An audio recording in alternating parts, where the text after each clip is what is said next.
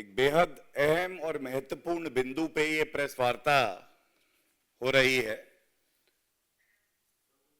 Media में अभी एक खबर आई थी, बीबीसी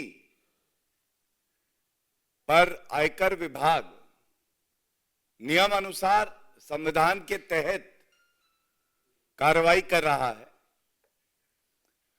और जब ये कार्रवाई चल रही है, इसके ऊपर जिस तरह की राजनीतिक प्रतिक्रिया आने का सिलसिला जारी है, चाहे वो कांग्रेस पार्टी हो, चाहे टीएमसी हो और चाहे वो समाजवादी पार्टी हो, ये हर भारतीय के लिए एक चिंता का विषय है। सबसे पहले तो कांग्रेस पार्टी को यह समझना होगा कि भारत संविधान और कानून के तहत चलता है और ये श्री नरेंद्र मोदी जी के नेतृत्व वाली सरकार है। यहां पे कोई भी एजेंसी हो, आईटी हो, इनकम टैक्स डिपार्टमेंट, चाहे जांच एजेंसियां हो, ये वो पिंजरे का तोता नहीं रही हैं जो सर्वोच्च न्यायालय ने कांग्रेस पार्टी की सरकार को फटकार लगाई थी। ये अपना काम कर रही हैं और सवाल आज ये भी कहा जाएगा, कोई भी एजेंसी हो, मीडिया से जुड़ी हो, कंपनी हो, अगर भारत में वो काम कर रही है तो उसको भारत के कानून को मानना होगा, उसका पालन करना होगा। अगर कुछ गलत किया नहीं है, कानून का पालन किया है, तो फिर डर कैसा, फिर चिंता कैसी? आयकर विभाग को अपना काम करने दिया जाना चाहिए और दूध का दूध और पानी का पानी हो जाना चाहिए। सबसे पहले यह कहना आज गलत नहीं होगा,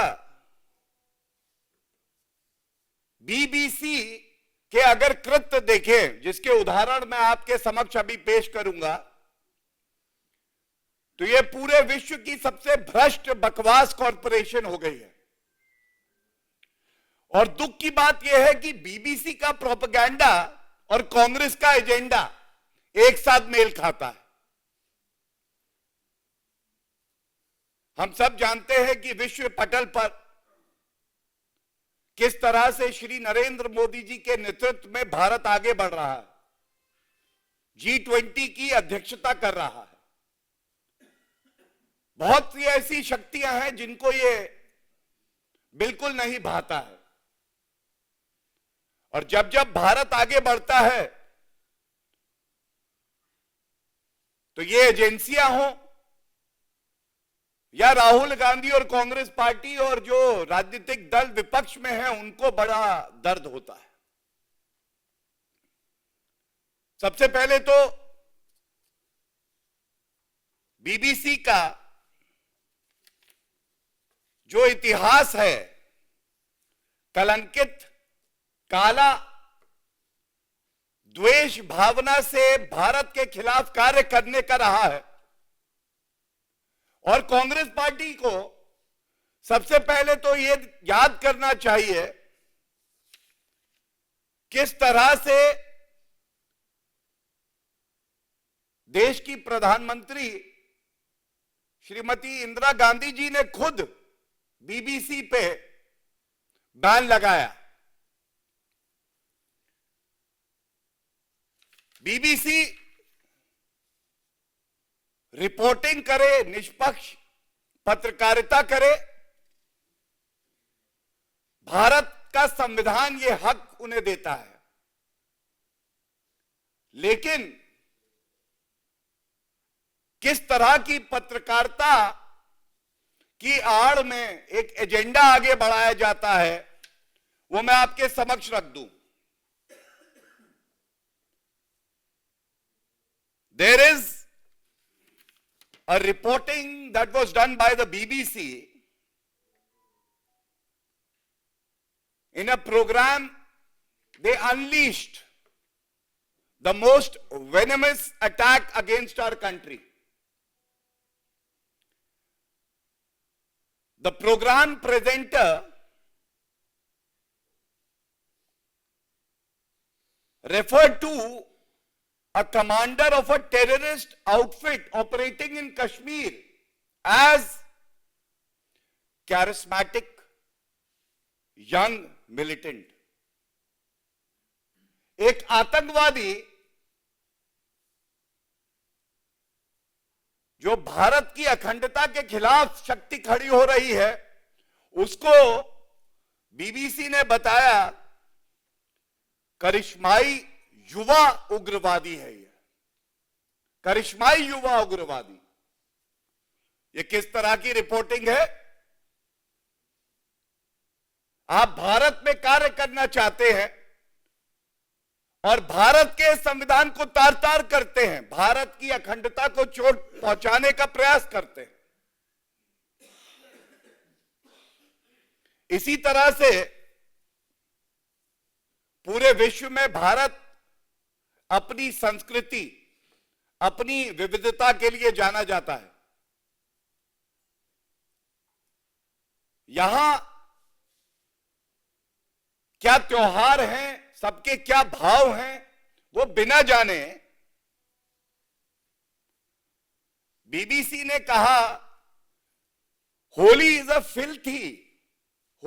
filthy festival. BBC, what do you know about the festivals of India? And citing this example will go a very long way to show how venomous, how shallow the reporting of the BBC is. Adding to that, we all revere father of the nation, Mahatma Gandhi ji. But BBC wishes to operate in India, yet refuses to respect the icons of the country. The BBC very categorically in a program, and its presenter had the temerity to say that Mahatma Gandhi had failed in his attempt to liberate India in 1946.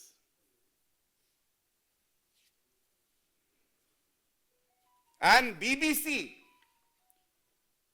should definitely also pay heed to the words of UK's longest serving Prime Minister, Margaret Thatcher. She had called the BBC as Bolshevik Broadcasting Corporation.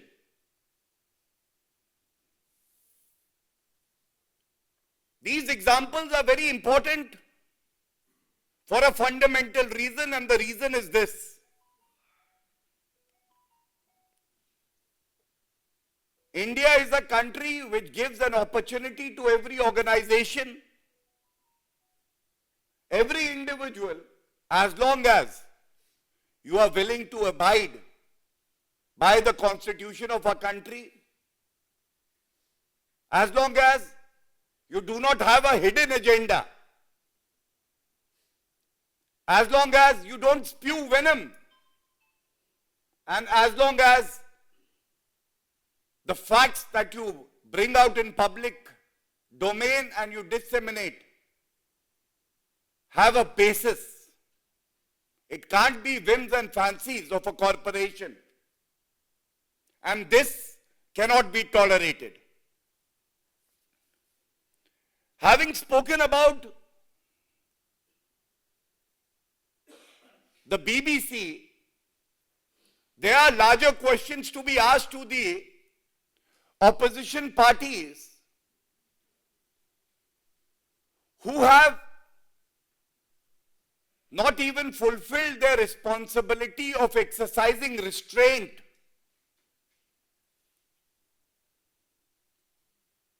और यह कहना गलत नहीं है। क्यों ऐसा होता है कि कांग्रेस का हाथ देश विरोधियों के साथ हमेशा? पहला सवाल कांग्रेस पार्टी से यह पूछना चाहिए सबको। हम पूछ रहे हैं, जनता पूछ रही है। अगर एक संस्था, कानूनी संस्था अपना कार्य कर रही है और अभी वो कार्रवाई पूरी भी नहीं हुई है, उसका निचोड़, उसका निष्कर्ष बाहर भी नहीं आया है, किस आधार पर कांग्रेस पार्टी, समाजवादी पार्टी, तमाम विपक्षी दल, जो भी देश विरोधी ताकत है, उसके साथ खड़े हो जाते हैं? आपका चरित्र ऐसा क्यों बन गया है कि आप संयम नहीं बरत सकते? आपका चरित्र ऐसा क्यों बन गया है कि जो भी देश विरोधी ताकत होगी, चाहे वो चीन हो, चाहे वो बीबीसी, और कई बार हमने देखा कि आतंकवादियों के साथ कांग्रेस का हाथ, और तमाम ऐसे मुल्क हैं जो भारत के खिलाफ षड्यंत्र करते हैं और उनके साथ कांग्रेस पार्टी खड़ी होती है। यह सवाल आपसे बार बार पूछा जाएगा। पहला, जो कार्रवाई इनकम टैक्स डिपार्टमेंट कर रहा है, अभी वो समाप्त नहीं हुई थी, तो ऐसी क्या जल्दबाजी थी कि इस पे आपने ओछी हल्की घटिया राजनीति करी? क्यों नहीं संयम दिखाया कि रिपोर्ट आने का इंतजार करते? और यह न्यायालय का काम है, वो तय करेगी कि किसी भी जांच एजेंसी का या किसी विभाग का कार्य कानूनी तौर पे सही है या द्वेष भावना से किया गया है। तीसरी बड़ी बात, आप ये भूल जाते हैं कि इसी बीबीसी के खिलाफ जब आपकी सरकार थी तो प्रतिबंध लगाया गया। जब बैन आपने लगाया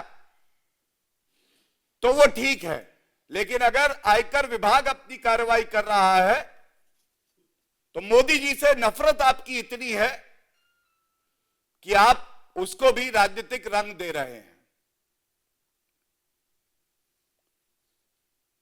और सबसे महत्वपूर्ण सवाल जो पूछा जाना चाहिए, कांग्रेस पार्टी क्यों ऐसा चरित्र दिखाती है कि किसी भी संवैधानिक संस्था और कानूनी संस्था पर इनका विश्वास नहीं होता है? चाहे वो देश का सर्वोच्च न्यायालय हो, चाहे वो प्रधानमंत्री का पद हो, चाहे वो भारत की सेना हो, चाहे वो इलेक्शन कमीशन ऑफ इंडिया हो, चाहे वो सीएजी हो, और अब ईडी सीबीआई पे भी आप आरोप लगाते हैं, लेकिन न्यायालय जाते हैं तो आपको कोई रिलीफ नहीं मिलता है।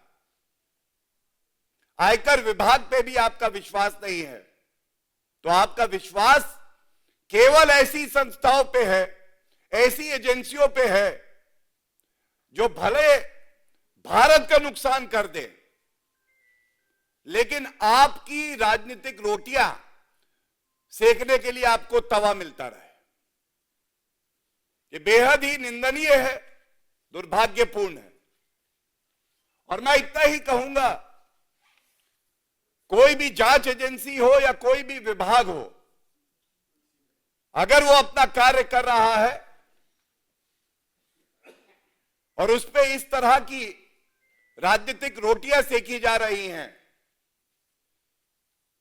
तो देश की जनता देख रही है कि किस तरह से आप देश विरोधी शक्तियों के साथ खड़े हैं और देश के साथ नहीं खड़े हैं। धन्यवाद।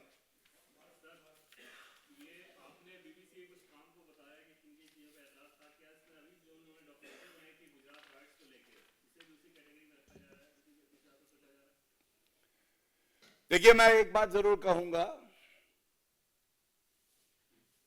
खाता ना बही जो भारत का सर्वोच्च न्यायालय कहे वो सही। आपने जो प्रश्न पूछा, सर्वोच्च न्यायालय ने उस पर फैसला दिया है। अब देश का विपक्षी दल सर्वोच्च न्यायालय के फैसले को मानता है या देश विरोधी एजेंसी को ज्यादा महत्व देता है, ये तो उनको तय करना है।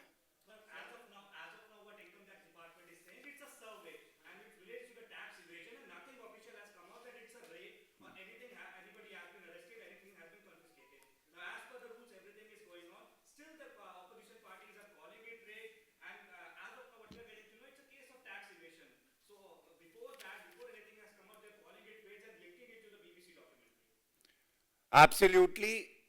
This is the essence of the press conference as well. No individual, no agency could be above the law of the country.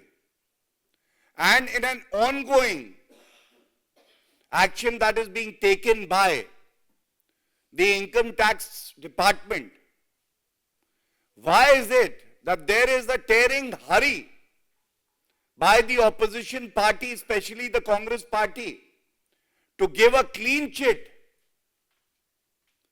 to the agency concerned and try to do cheap and petty politics over the issue? Why can't they be more patient and wait for the report to come out? And also, I must add again that if you have been following the law of the country and if you have nothing to hide, then why be so afraid of an action that is as per law?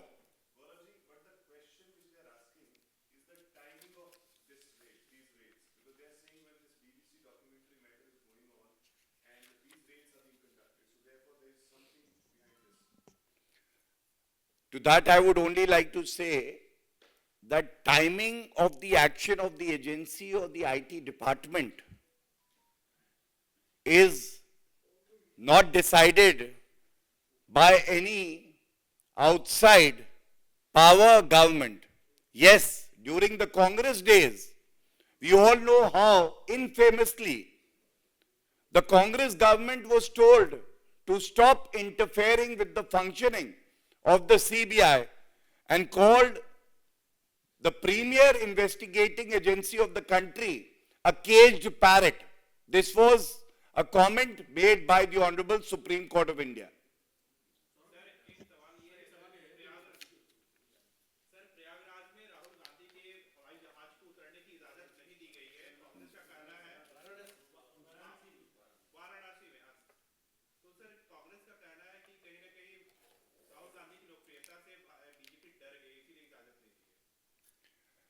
देखिए, Congress party में ये एक ऐसा virus आ गया है, आम जनता से कोसों दूर हैं,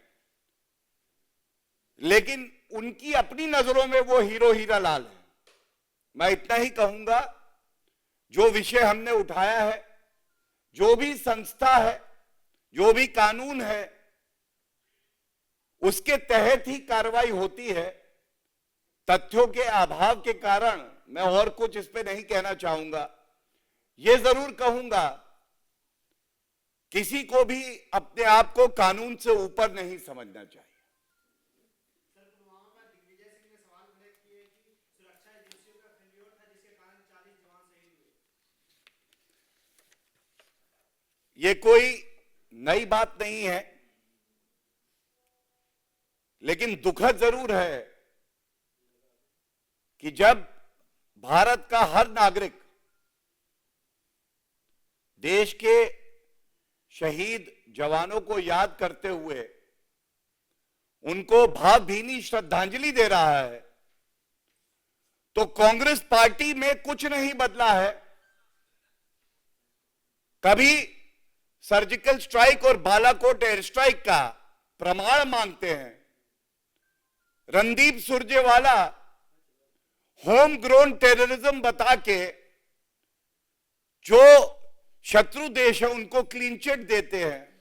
राहुल गांधी भारतीय सेना के लिए कहते हैं कि वो पिट गई। और मैं इतना ही कहूंगा, भारतीय राजनीति में कोई पिटा हुआ मोहरा है तो वो कांग्रेस है, और भारतीय सेना पर हर भारतीय को गर्व था, है और रहेगा। Thank you.